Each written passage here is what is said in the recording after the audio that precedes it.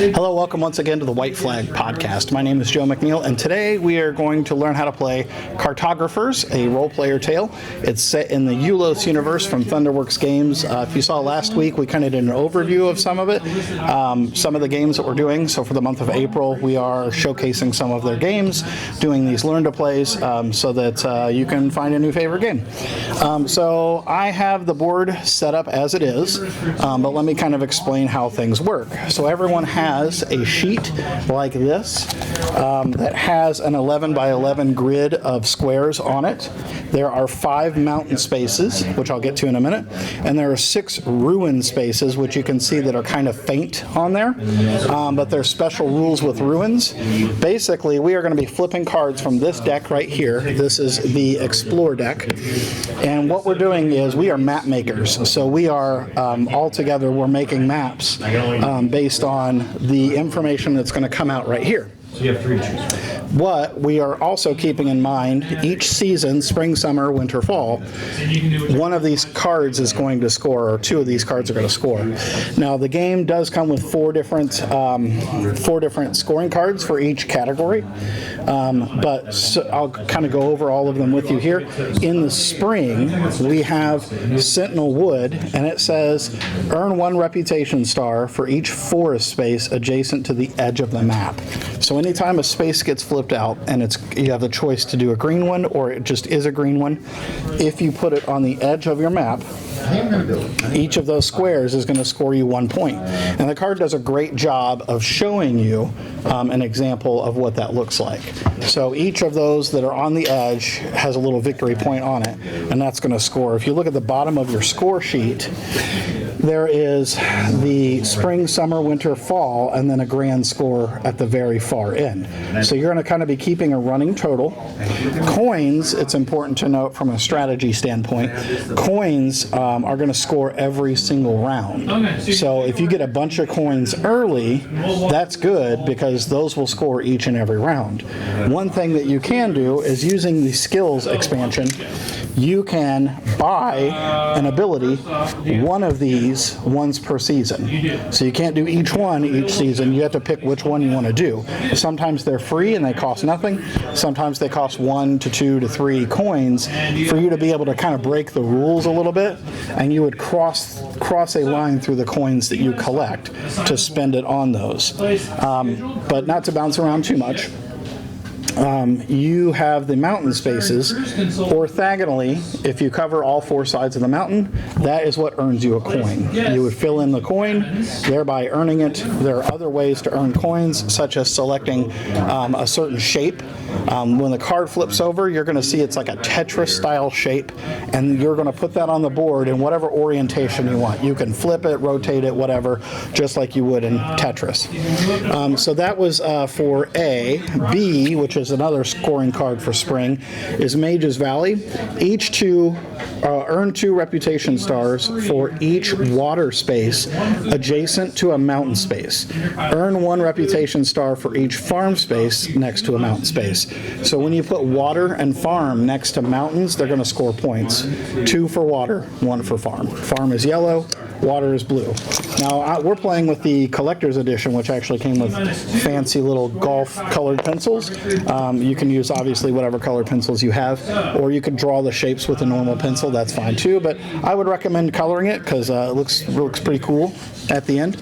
So in later seasons, here's card C, Green Gold Plains. You earn 3 reputation stars for each cluster of village spaces that is adjacent to 3 or more different terrain types.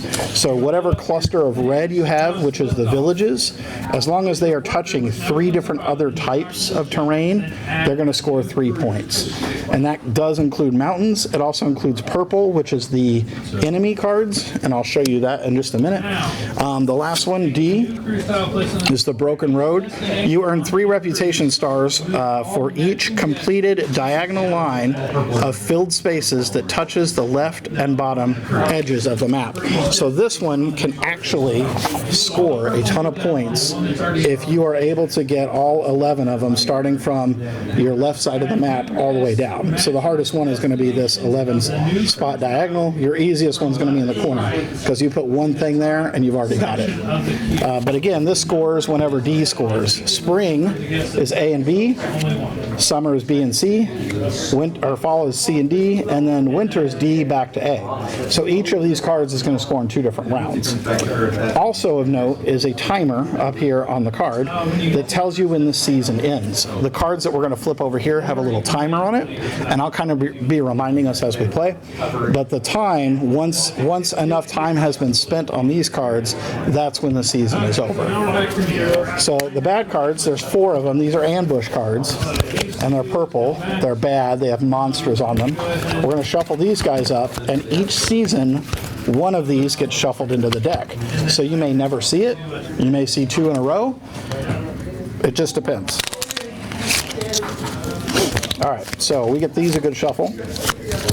The ruin spaces, there's also 2 ruin cards in this deck. When a ruin gets flipped over, the very next card, that shape has to be put on a ruins. So that's what they are for on there. So there's some special rules dealing with that. So the skill cards, we have search. During the draw phase, draw an additional 1x1 square to the drawn shape. Fill it with the same terrain type. So you can add an extra square to whatever shape comes out. Knowledge. During the draw phase, fill the chosen shape with the village terrain instead of an available terrain type. So you could swap that into that. The last card is Negotiate, which costs 1 coin. During the draw phase, draw a 2x2 shape instead of one of the available shapes. So those are your skills. Again, you can use one of these per turn, per season, or 1 per season, sorry, not per turn, 1 per season. So we are ready to begin. I'm going to flip over the first card, and right away we have some ruins. So there's no time on here, but this next card, whatever it is, we have to put on a ruins space. So we have... So we got Treetop Village, which shows the shape, and then green and red is your options. So that does have to go on a ruins space. Keep in mind that all the greens that touch the edge are going to score points, but later on, clusters of red are going to score if you put them next to other terrain types, mountains included. So I'm going to take my pad and I'm going to choose, you know what, I will choose the green, and I'm going to use this spot right down here in the corner. Okay, once everybody at the table has filled in that color, we can go to the next shape. Also of note, on Treetop Village, you see that the timer has 2 on it, which means that we are 1/4 of the way done with spring. Okay, so the next card is Hinterland Stream, which is also 2 on the timer, but it's a big old L shape that can be blue or yellow. And we can put that anywhere on the map. It does not have to go next to terrain that already exists. You can put it anywhere. And it might be a good idea for some of those. You could cover 2 spaces of a mountain if you put the L shape like that. Yeah. When you're playing your first... So I'm actually going to use search during the draw phase, draw an additional 1x1. Now that we're halfway through spring, if you don't use it, you lose it. So I'm going to add an additional 1x1 space right here next to this mountain so that I have 3 parts of that mountain covered. Next up, we have another 2 timer. It's Orchard. It's going to be either forest or farm, green or yellow, and it's a little Tetris-y L shape. So not like that full L we just had, but a little bit of a shorter one there. So I chose to use that L shape and drop it right down in there, getting me more forest on the edge of my map. All right, next card is going to be Marshlands, and this is going to end the spring. So if you have not used one of the skills yet, you want to do it this turn. But we have a T shape. It's going to be blue or green, so water or forest. So I've chosen to drop that T space right in there. Again, it can be rotated any way you want, but I am looking at that D card that wants me to fill in all of that diagonals to score a bunch of points. So I'm trying to kind of keep all of mine clustered together. I could have closed off this mountain and got a coin, but I went ahead and did it this way, also focusing on the current round, which gives me a point for every green. It's going to be next to the edge. So at the end of the round, we're going to take these cards and we're going to shuffle it back in for next round. We're going to add another ambush card, which I haven't explained what they do, but I will once we see one. And we will, believe me, we will.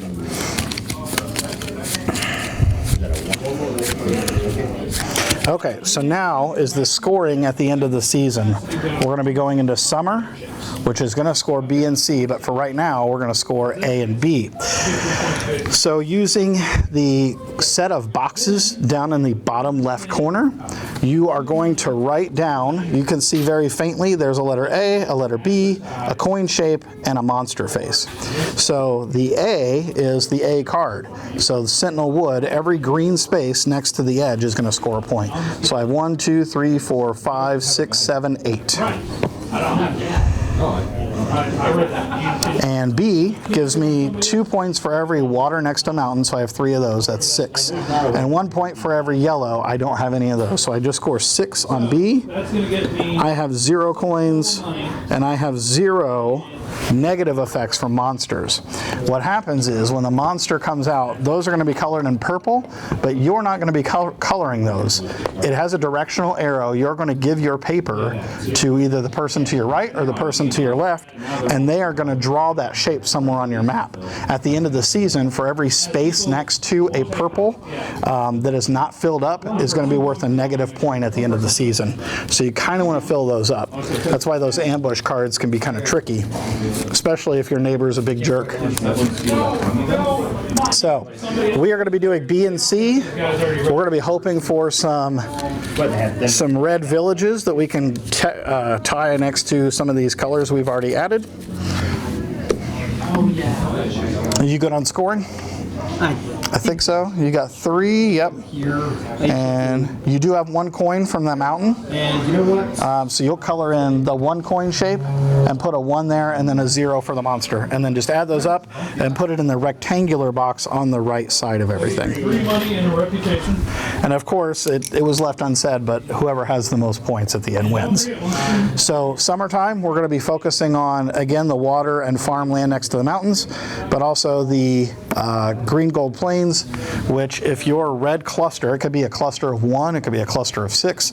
If it's next to 3 different terrain types, mountains are included in that. Then you'll score 3 points for each cluster. And these have been reset, so you can use skills again. All right, so we are ready to start the summer. The summer also has a time of 8. I will note that the fall only has a 7 and the winter has a 6. There's a lot less productivity that can be done. So thematically speaking, I think it does a pretty good job in that sense. So our first card for the summer is the Marshlands again. What do you say? That one's going to be that big T shape that's either blue or green. 3, you're going to pay. So it costs you. And look at me with a perfect place to drop that to cover this mountain as well. It'll cost you. So the green is no longer scoring this round. It will score in winter, or the A card. That will score at the end of the game, but now we're focused on B and C. I thought it was per person. No, the oxygen is per second. Oh, okay, never mind. I can't do that. Okay.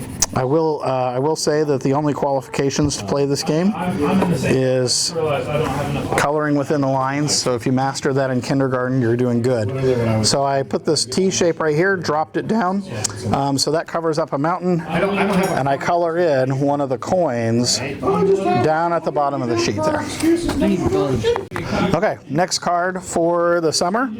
This one's a 1, and this one finally gives us a little bit of an option, more than color. It gives us 2 shapes. You can either do a 2x1 or you could do a plus sign.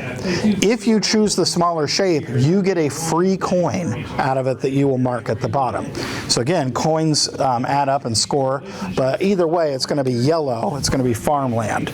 So that would be good also for you to put next to any of the villages if you don't already have a yellow space. But I'm going to put that 2x1 right here, dropping it into this little ditch. So I did my 1 action. Right here. And I have my That gets me a free coin, so I now have 2. Which compound unless I spend them on one of the skill cards, but there we are. Now I'm also growing closer to the mountain. I'm keeping in mind the broken road, which is going to score me a bunch of points if the whole diagonal row is filled. Next up is another 1 time. It's Forgotten Forest. It gives us another option of a smaller shape for 2, of 2 that gives us a coin, or one of the traditional Tetris-y L shapes. So this one's only green, or you could do that for the other. So I'm going to do a little bit of a big brain move, and I'm going to use the knowledge one to make this red instead. And I'm going to put those red spaces. Guests on board the ship may be scored, but each guest may only be scored once per destination. The amount of victory point each guest scores is equal to 3 victory points plus 1 victory point for each upgrade token on that destination. I'm going to take my upgrade. Just like that. So I was able to do that. I get a free coin out of it, and now I have 2 different clusters of villages. So this one's next to 2 already, and this one's next to 3 already. So I'm already going to be scoring one of those clusters. I just need to put something next to that guy. But that is a good placement and a good way to use knowledge. All right, so we are at 4 on the clock. We still have 4 to go. Homestead, it's another 2 time, and it's red or yellow in the little Tetris-y small T shape that they have there. So for Homestead, I kind of rotated it and threw it off to the side here. That way, I've got a 3rd cluster of villages. This one's connected to 2, so I need to work on getting this one next to a 3rd color and this one next to a 3rd color. All right, and this is the last one for summer, because we are now at 2, 4, 6, 8. So this is a hinterland stream. It's that big L shape again. And I'm getting kind of nervous because we have not seen an ambush card, and there are 2 in that deck right now. There will be 3 in the deck next round. So I turn that one a little bit. I'm going to drop it down here. That's going to fill in another coin for the mountain for me. And it also makes this red one now next to 3 different colors. So this red has the yellow, the blue, and the mountain. This red has the same yellow, this blue, and the mountain. So that's going to score me a couple times for the C card, the green gold plains. I was not able to get one done for the one on the bottom, but C is going to score next round as well. So I have a little bit of time to work on that. So these are going to go away, and we're going to go to the scoring phase. I'm going to add another ambush card for that, but we are scoring B and C. So we look at all the water and farm spaces that are next to mountains. 2, 4, 6, 8, 10, 12 for that one. And again, I scored 2 of those red clusters, so I got 6 for that. I have 4 coins and 0 monster spaces, giving me a total of 22 for the round. So again, scoring with this one. The blue, I have 6 squares next to mountains that are blue, so those are 2 points each. And then I have 2 red clusters that score 3 because they're next to 3 different terrain types. So So we're going to fall, which scores C and D, the two at the end. So the village one with the 3, that's going to score again, but now we're going to be scoring those diagonal shapes. So hopefully you're filling in some of that, keeping them there. All right, so the first card for the fall is going to be Ruins again. So this next card has to go out during Ruins. It's a Riftlands card. Now the Riftlands is 0 time. It shows all 5 of the different land types, and it is a 1x1 square. So Jeremy lucked out on that one. That's what he was looking for. Okay, so we have no time so far, and we get our first ambush. This is a bugbear. So the shape is a little unusual. It's 2 2x1s that are separated by an empty 2x1. And you're going to draw that. We are going to rotate these maps to the left. Okay, so I have Jeremy's sheet, and I'm going to draw this configuration in purple. That's the dark blue one there. So I drew that shape right there, which is not as bad as it could have been. It also covers up 2 sides of a mountain. Look at me being a guy. So if I put this out, all right, so I've received mine back, and he has put it right there in between those 2 ruins. Not as bad as it could have been, so I appreciate that. Could have been worse, but that takes this guy out of play, so he's gone. We won't see those again. Next up, we have the Great River, which is a watery one. So you have a 3 for a coin, or you have one that has 5 squares, which will take up a lot of space. So I'm just going to add some water down there, fill in some of the gap, cover up one of the water or the monster spaces. Again, at the end of the season, each square next to a monster square orthogonally is going to be -1 point. So I have 1, 2, 3, 4, 5, 6, 7 squares I got to fill up still. But the fall is going by pretty slowly. We've only had 1 timer on the card there. We still have 6 to go. We have Fishing Village, which is a 4x1 block.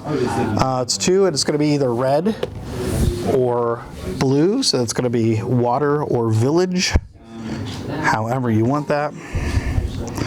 So I'm going to take that opportunity and draw that 4. I'm going to drop it right down that column, adding it to that 1 space that I already have, and that makes that village now connected to a mountain, a monster, and a water, which does count.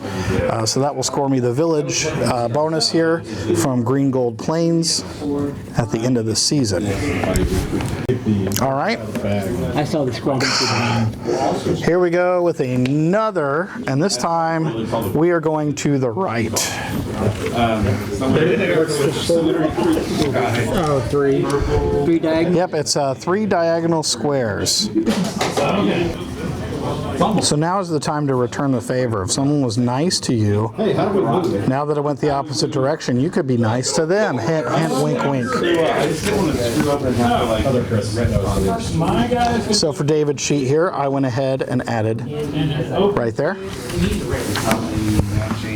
Matching symbols you have, you get that benefit. That was a goblin attack. 3 symbols for your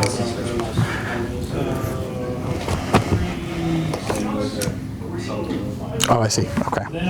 Look what you did. Oh, you covered up a mountain for me. Look at you. What a sweetheart.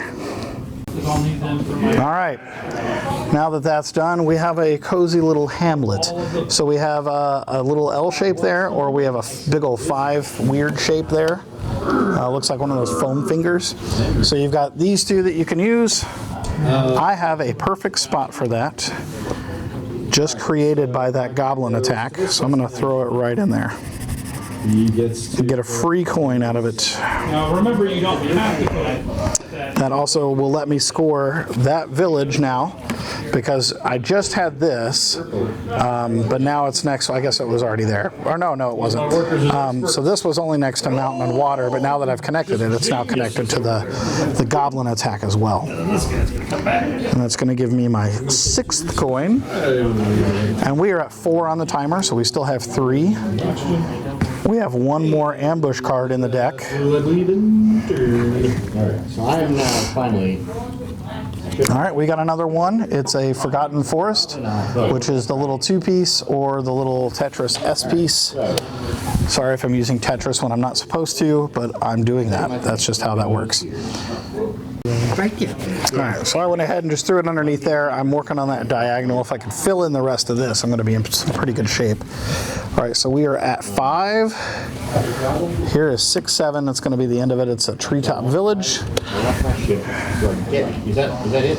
Oh, let's see. If you have not already used one of your skills, which I have not, I'm going to draw an additional 1 by 1 on that shape, I think. The blue guy at the bottom, next to your ship. All right, so that's going to help me. Again, I'm focusing on those diagonals to score me the big points on that D card. Yeah.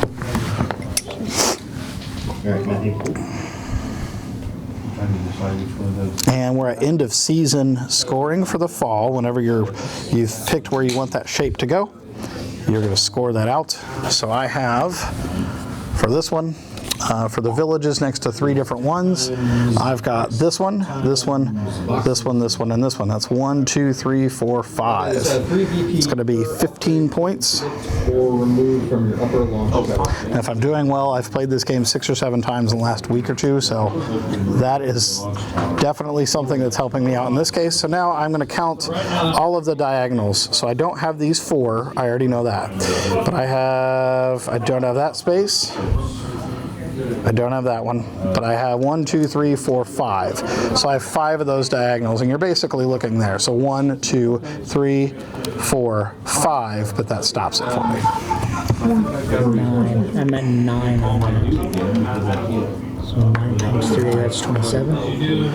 It's 15, and then 6 coins, and then you're going to count all the spaces next to purple. So if you have a 10, So in this case, I've got 1, 2, 3, 4, 5, 6. So minus 6 points. That basically washes out the coins I have. Gives me 30 points for the round. upgrade and then spend adds to score points. We're going to be setting up for the winter. I'm going to add the last ambush card. Oh, yeah. And this time, we are going to be scoring. So it would be. Oops. We're going to be scoring A and D for the winter, and the timer is only a 6. So this is a short season. One victory point for each upgrade.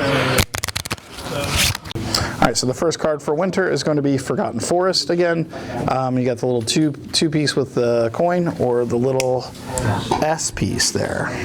You know, I think I'm going to try it. I'm going to use that extra square type, and I'm going to fill in this little 3 with green and get a coin out of it as well, and help me with that diagonal stuff, and also with the green next to the edge. Yeah. So filling that little 3 box in right there helped me out. So I need that 4 thing again, and I'll be in good shape. That long row of boxes.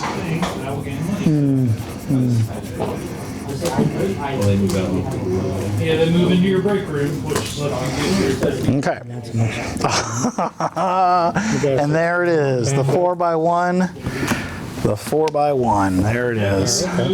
So the only ones that matter are green on the edge and the broken road, so it doesn't matter what I color this side. I will just extend my water down at the bottom, but that's going to get me all available points for the diagonals. I got a nice little, everything from here down is filled in, so that is good. Now you just focus on covering up mountains, putting green spaces next to the edge for some more points. But we are at 3, so the winter is already halfway over. $1 per thing? All right, so the next card for the winter is going to be Hamlet again. It's a 1, it's a red. You could do a little L shape, you could do a little big box deal. So then at the I think I'm going to go up here, cover up the rest of this mountain with that little tiny L shape, get 2 coins out of it, 1 for the mountain and 1 for using the smaller shape. And we are at 4 on winter, so this will end the winter. It's another 2. It's going to be that treetop village again, which is either green or red. So I dropped it there just to give me a few more points, cover up 1 more of the monster spaces there. Okay, so we're just going to be scoring A and D, and then doing the end scoring. So for me, We're going to look at D first. That's all the diagonals. I have every possible one down there. So that is going to be 33 points, which is a lot. It's a big accomplishment. I'm really proud of myself. I'm hoping that my mom also is proud of me. Then A, so every green space next to an edge. 1, 2, 3, 4, 5, 6, 7, 8, 9, 10, 11, 12, 13 on that guy. Your purple guy, And then my coins, 1, 2, 3, 4, 5, 6, 7, 8, 9. two orange things, so he's gonna get And 1, 2, 3, 4 negative points. So that's not too bad. So that gives me 51 for the round. So for in-game scoring, I've added those up. I came up with 117 at the end. We'll see how that fares against other players, but the person who has the most points wins, and that was Cartagrophers. They've had 2 base sets out. It's the Cartagrophers, and then they have the Cartagrophers Heroes, which does add some hero cards that you can use, and then they also have some map packs, which give you new terrain types. This one's got like some volcanoes. This one's got some other weird kind of designs on it that have additional rules and things. So this has quickly become one of my favorite games. It's nice to pop it out. It doesn't take very long to do, but it's a lot of fun. So there you have it, Cartographers.